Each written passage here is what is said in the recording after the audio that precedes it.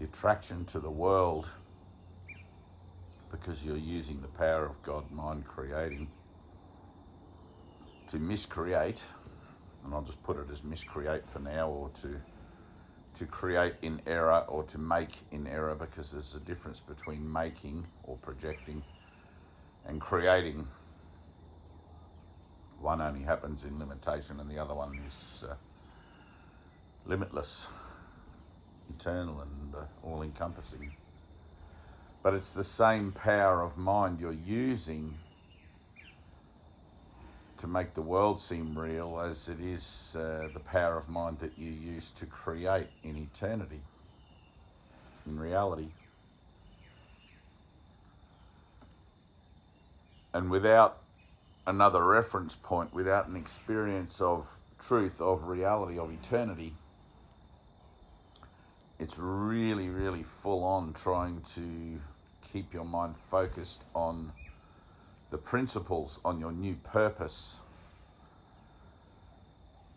because the world is a very strong and convincing witness to its authenticity.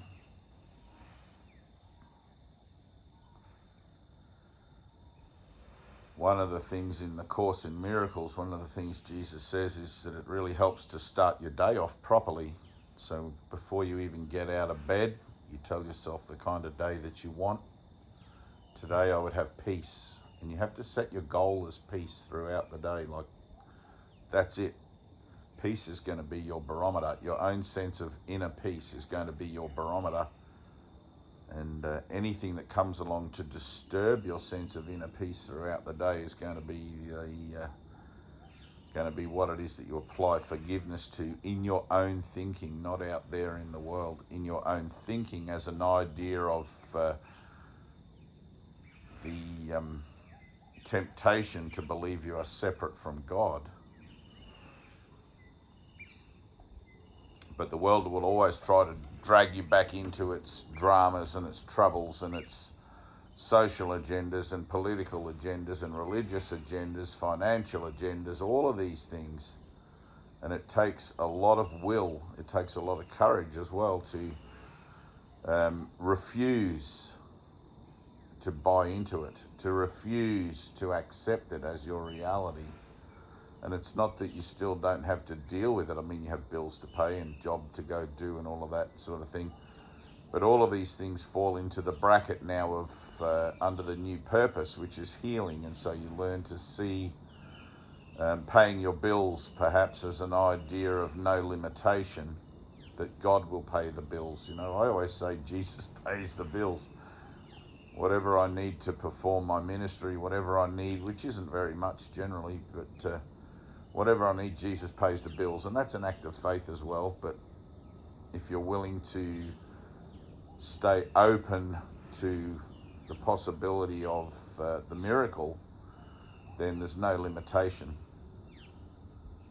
Just don't decide how you think you want things to look, and be open to whatever comes that seems to present the opportunity to provide for you, even if that means having to get out of your comfort zone, and especially if that means having to get out of your comfort zone and take a step into some new territory. As with everything though, let yourself be guided from within regarding all of that. The Holy Spirit will guide you perfectly, and as you learn to listen more and more to that voice, more and more to that sense of things, where things feel like guidance rather than just listening to that voice in your head that jabbers on all day. As you learn to listen to it more, and as you learn to connect and feel, you'll it's like having a sixth sense, really. You'll begin to realize that you are being guided, that there is, I mean, you can even call that guardian angels if you want, or guides, spirit guides. I mean, people call it all sorts of things, but it's just the flow. You're finding yourself in the flow, or in alignment with the Force if you're a Star Wars fan.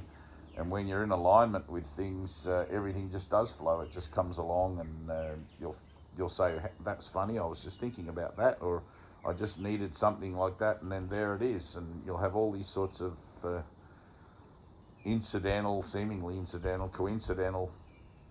But remember, there's no coincidence. There's only in the flow or not in the flow.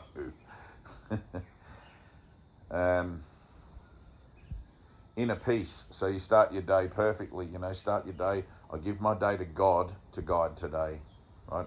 And you're making a conscious choice, and you're reframing from the very first moment that your eyes open. You're reframing your purpose as having a purpose actually within the world, rather than as being a victim to the world, which was your purpose before. And now you're taking back your power, and now you're saying, well, I'm going to connect with my higher power today, and to God, to the Holy Spirit, whatever, and allow that to be the presiding authority throughout the day. Now, that doesn't mean, of course, that you deny authority. I mean, we're not anarchists. Even the disciples and Jesus, Jesus even told the disciples, we're not here for that, and he stuck the ear back on the guard. He was a whole different kind of guy, really, wasn't he?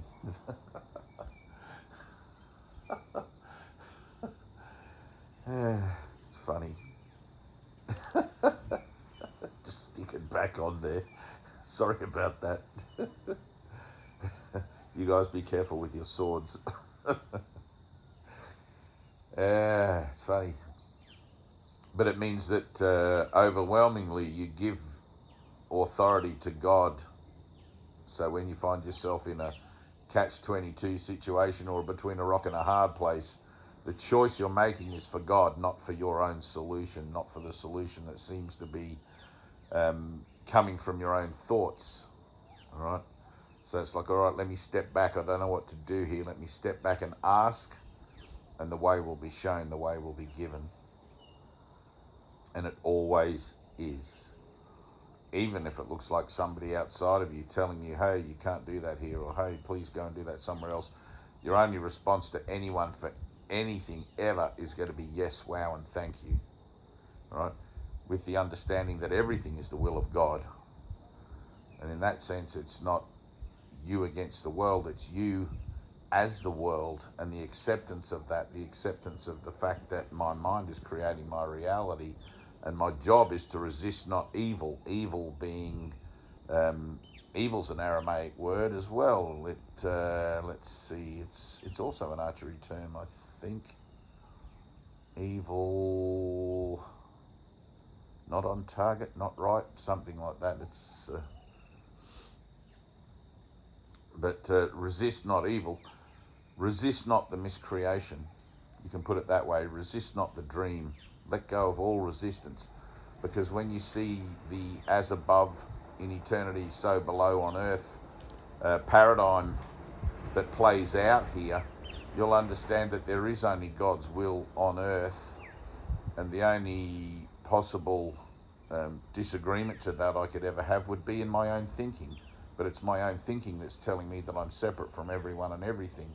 And yet God's will is done as above, so below. So therefore, let go of all resistance. Resist not.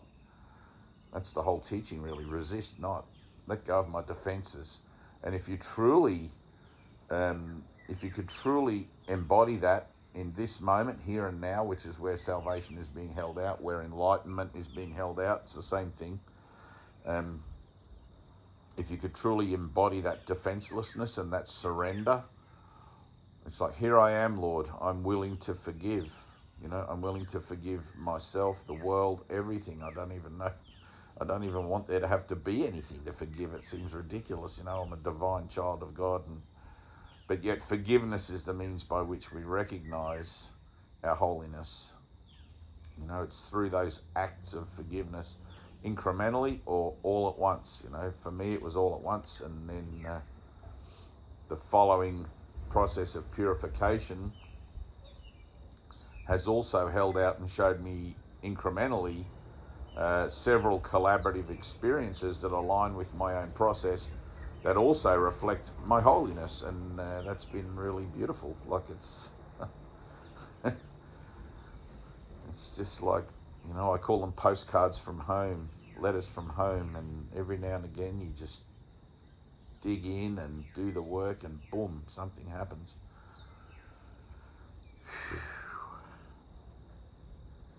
But starting your day off properly, setting your goal, inner peace is my goal. Inner peace is my barometer. Whatever disturbs my peace today, I'm going to look at it honestly and take responsibility for it.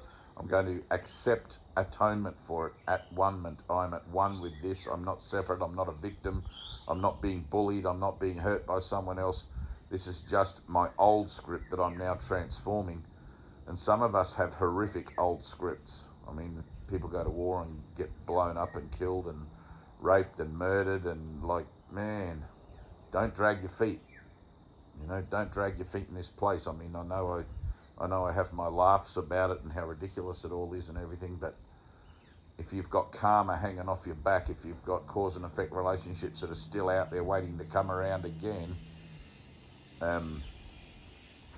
you really need to be about your Father's business, you know.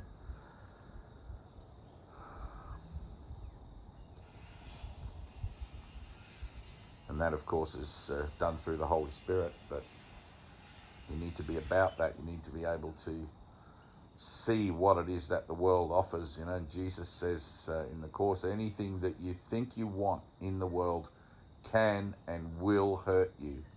Emotionally, physically, anything. The ego loves to taunt you. It will dangle a carrot and make you think that there's hope in the world, but there's not. But there is hope within you. The ego dangles a carrot and loves to taunt you and will make you think that there's a possibility of love out there in the world.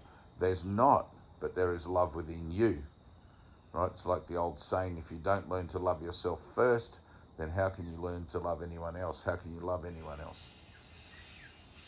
On the highest level, there is no one else. Everyone is me. I'm loving myself everywhere I go. And the order of life that I thought it was has taken a sudden radical shift into a quantum kind of field where everything is the one thing.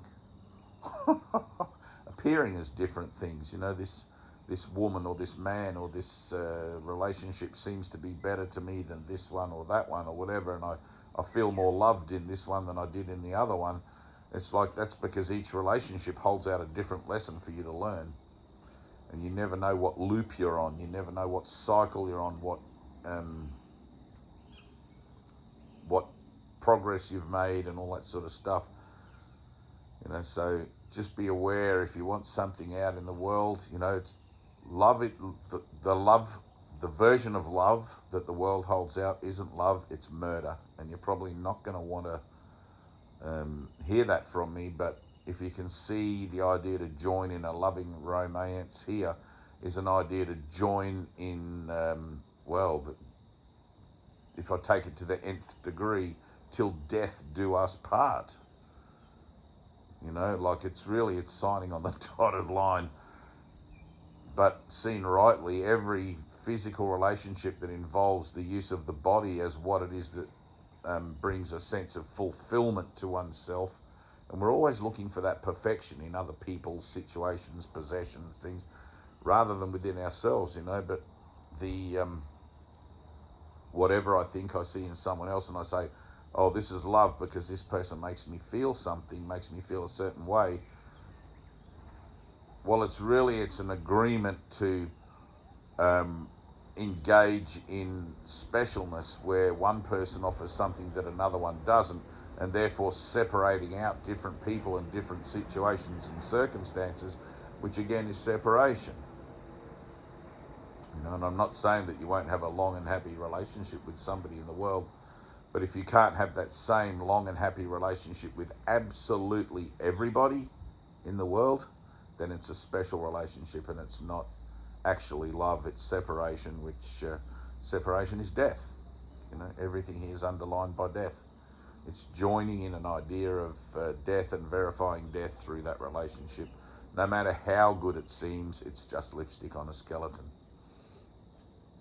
And I hate to be the bearer of bad tidings in that, but we've got more things to do and other dimensions to ascend to, and like it's time to get out of here. You know, it's time to awaken. It's time to realize the truth of the place, and allow our higher guidance to elevate us to a frequency and a vibration of understanding and commitment and communication within the world, that transcends it and comes from a transcendent place, from a place amongst the spheres, or a non-linear experience of self, you know. And I know that's a lot to take on board, and I'm not saying don't go out and have sex, or don't find a partner or whatever, because those emotional yearnings can be tough to break. They can be tough to sort of step aside from, you know, which is why you're entitled to miracles. It's like you're going to have all this stuff show up as you go through your transformation, and you got to think of it like we're doing a big debriefing or a defrag. You know, when you go on a computer, you defrag the disk, get rid of all the bugs and stuff, and make more room and space. But we're doing a whole thing to prepare us here for the next incarnation, the next level. And I've sort of had a little insight about that with my experiences with the blue people, where I was told they'll come and get me when it's time, and and I got a video about that in my experiences video, so if you want to go and watch it, that'd be cool. And again, they appeared to me and told me that my new body is ready, and I was shown my new body, my new avatar. All form is illusory, so even on higher levels, higher dimensions, higher planes, it's still illusion, but it's a higher vibration and closer to a true vibration, or a singular sense of self. And I really can't say anything more about that. You know, like the blue people and everything, I know that I know that they just emanate love. They just emanate love. There is nothing in them that has an opposite to that, and it's really beautiful. That's what I felt anyway. I could literally feel, you know, and of course within me, but it's like. So you start your day off properly, and throughout the day you become vigilant for your sense of inner peace, which is your heavenly state of mind, the kingdom of heaven. You do the work when you find you're disturbed. You take a moment somewhere and just breathe and process, you know, through forgiveness. You process that energy and allow it to come up and to be released through the willingness to accept God's forgiveness in place of your own judgments and condemnations and victimhood and all that sort of stuff. And then at night, before you go to bed, you say your prayers and you offer your dreams to God, offer your dreams to the Holy Spirit, so that you have a peaceful night as well. A lot of people ask me, from time to time, people ask me, do your dreams mean anything? And it's like, well, if they mean something to you, maybe that's the stage you're at, but ultimately they're as meaningless as the world. They don't mean anything either. My thoughts don't mean anything, which is lesson 10 in A Course in Miracles. If my thoughts don't mean anything in my transcendent efforts, then they obviously don't mean anything in the efforts or in the experiences that I find myself in the below realm, if you like, or in the lower vibratory experience. The idea that I think my thoughts do mean something is what keeps me here. My thought about that leaf or that tree or that mountain, or it means something. Well, no, it doesn't. It means I'm dreaming. Seen rightly, that's all it means. But even that's not a meaning, because a dream isn't anything and can't possibly mean something. You know, it's like only reality has meaning. So trying not to spiritualize the dream also is important. I mean, a lot of people that tell me how beautiful a dream is, and it's like, man, it's just lipstick on a skeleton. It's like, what do you think it's beautiful? It's amazing. Like, holy fuck, how did this happen? Like, what? You know, you can't just deny you're here and pretend it doesn't matter. It's like it totally matters for a moment. so that I can do my my transformation, so that I can apply forgiveness and get the results of my thinking through that, and become witness to my own process and see the shift in consciousness that is realigning me with my internal truth, so that my higher mind and lower mind can become a harmonic singularity and boom shanka enlightenment.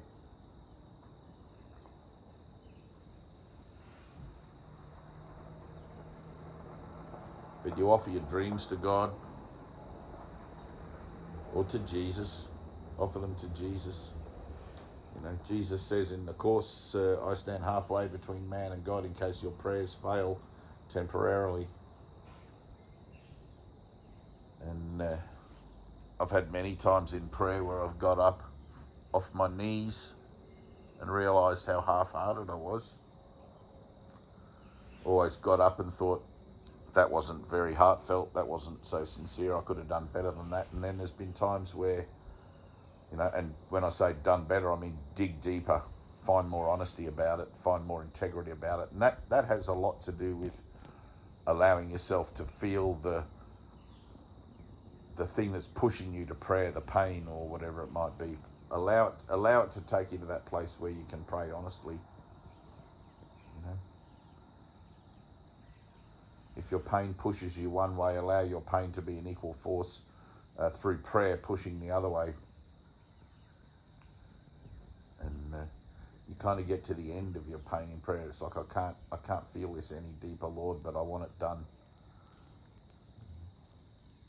There's been times I've got up from my prayer and I've felt like jumping in the air and clicking my heels together, you know, like, yoo-hoo, that was a good one. That I meant that. That was, and you just know it. You just know that you talked to God. You meant it. There was no bullshit in it, you know.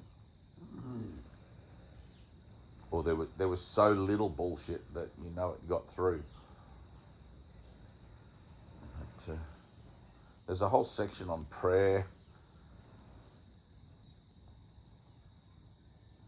that, I mean, it's beautiful to read. I mean, the highest form of prayer is simply gratitude. Thank you, in the recognition that everything is the will of God, and whatever comes to you is the opportunity for your own healing. So why wouldn't you be grateful for that, even if you don't like the way it's presented? Remember, you're entitled to miracles. I can do this. I got this. It's like Jumanji. The place is like Jumanji. It's bizarre.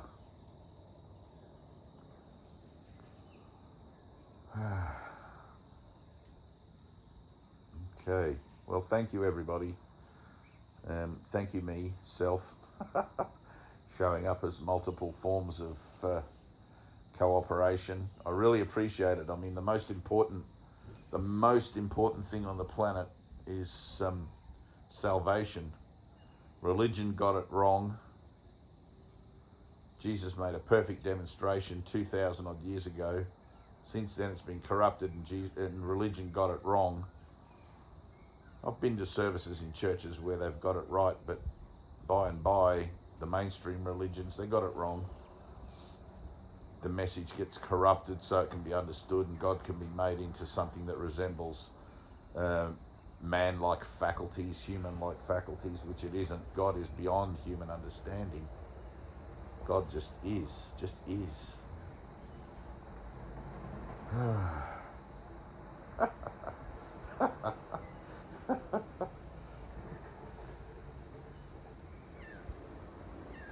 It really is the most important thing. I mean, if you're not about your own salvation, you're not really about anything, because there's nothing else going on here other than dying. You're either walking into the light or away from the light. You know, you can't walk away from the light any further than this, but you can refuse to cooperate with the Holy Spirit, and, you know, and the Holy Spirit will see you in your next life. I always imagine him kind of like the happy Buddha, just sitting back, twiddling his thumbs, waiting. He's got infinite patience. A big glowing Buddha. I'm waiting for you when you're ready.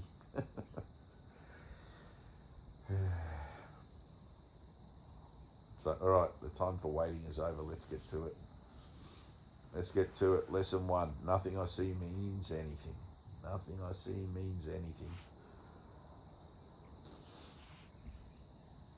How many times I've come back to that in the last 26 years, nothing I see means anything. It's like, that's such a big, a big corrective measure, you know, but it's like, that's the recognition. Oh yeah, nothing I see means anything. The only reason I'm reacting to it is because I've given it a meaning. You know, now let me surrender that meaning to the Holy Spirit and allow peace to flow into that place, so that I no longer manifest in that place what it was that was provoking me to be concerned about anything, or give it a meaning in denial of truth. Nothing I see means anything. There is no world. I'm not from here. You're not from here. We are divine beings, divine children. We are the creations of God.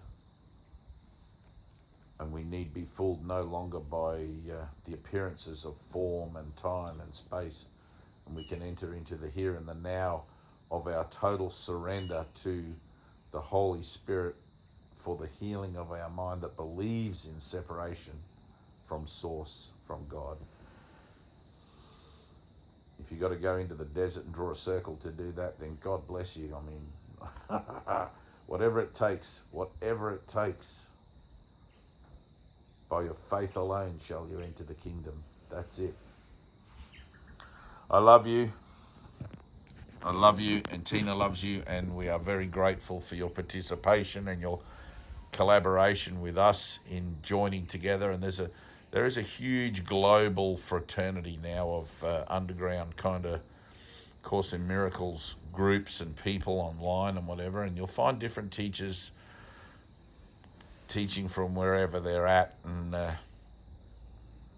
if they're not offering that there is no world in its entirety, that all form is illusion, that truth is eternal and formless, then I would tune out, because you've got to remember that just as you guys are starting on this journey, or some of you have been on it for a long time, but everyone's at where they're at, and it's easy for us to make mistakes, which is why the Holy Spirit is our corrective principle, you know, our corrective agent, and forgiveness is our principle of correction, right? We love each other, we don't judge each other, we try not to judge each other anyway.